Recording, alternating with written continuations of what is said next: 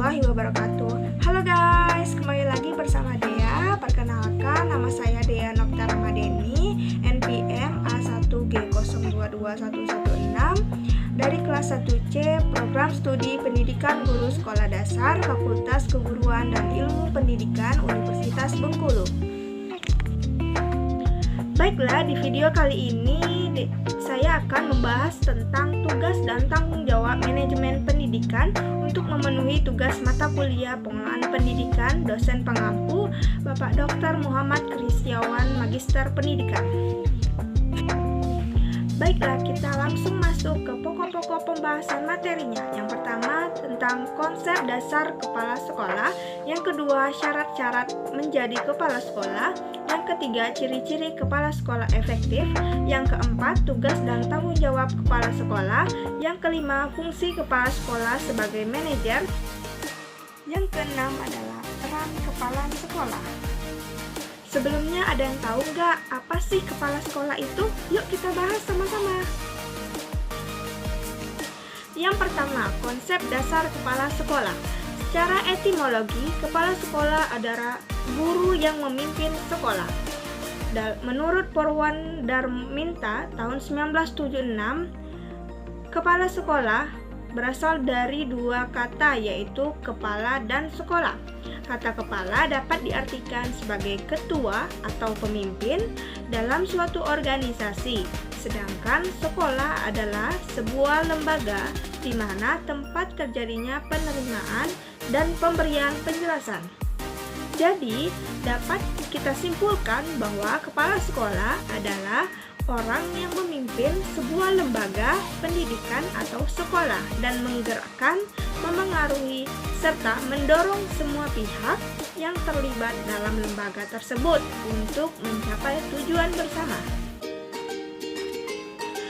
Adapun hal-hal yang mempengaruhi kepemimpinan kepala sekolah menurut Depdiknas tahun 1999 antara lain sebagai berikut.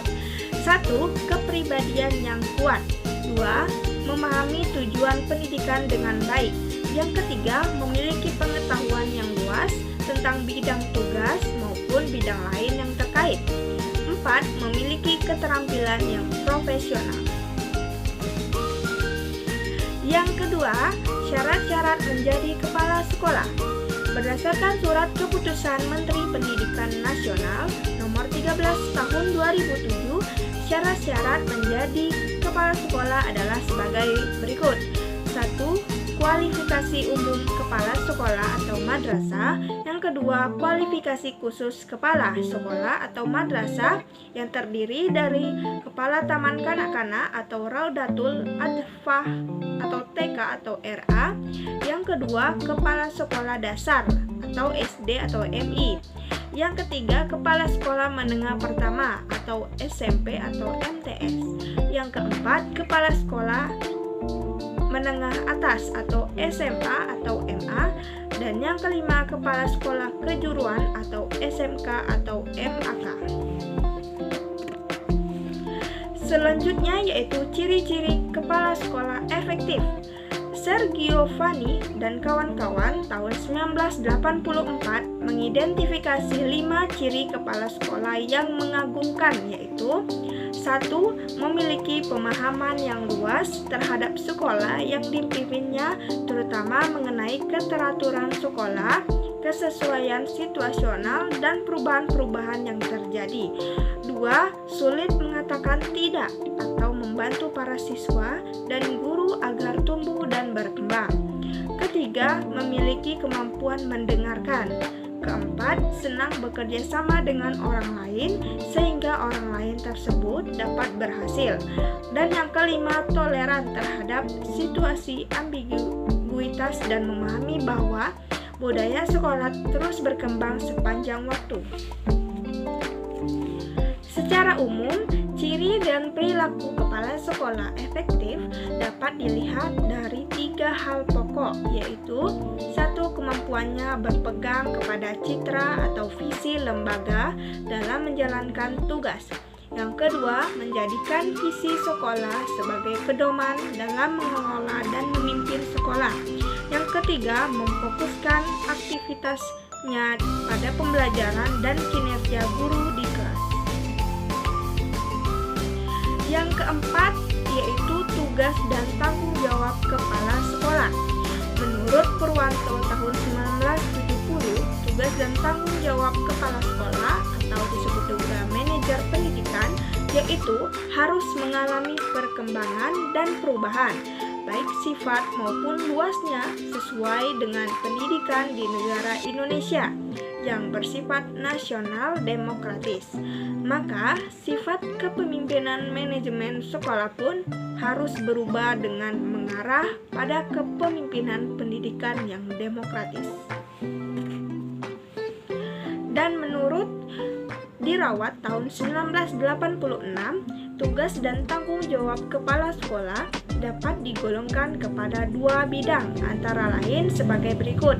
1.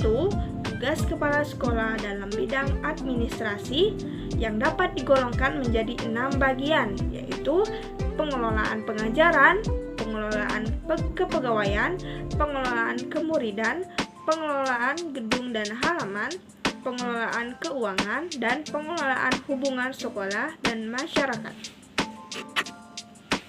Yang kedua, tugas kepala sekolah dalam bidang supervisi. Yang pertama yaitu membimbing guru agar mereka dapat memahami secara jelas tujuan pendidikan pengajaran yang hendak dicapai. Yang kedua, membimbing guru agar mereka dapat memahami lebih jelas tentang persoalan-persoalan dan kebutuhan murid.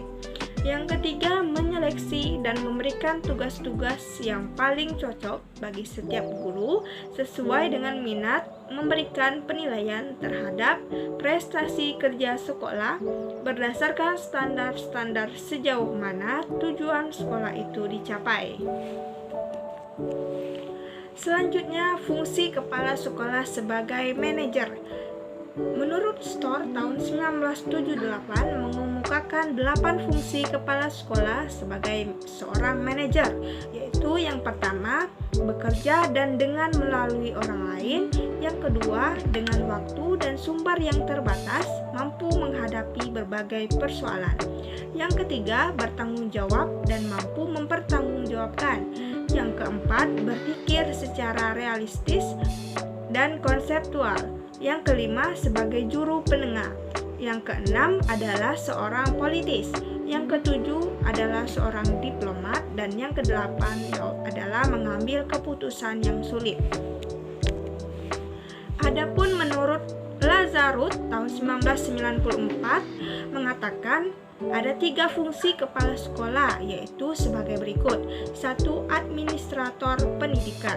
Yang kedua, sebagai supervisor pendidikan. Dan yang ketiga, sebagai pemimpin pendidikan. Selanjutnya yaitu peran kepala sekolah. Secara garis besar, pemimpin pendidikan memiliki 3 peran utama, yaitu sebagai berikut.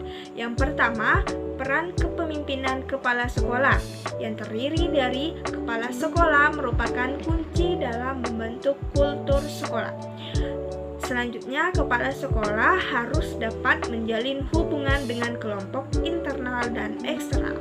Yang kedua, peran manajerial kepala sekolah yang terdiri dari peran manajer merupakan aspek utama kepemimpinan kepala sekolah.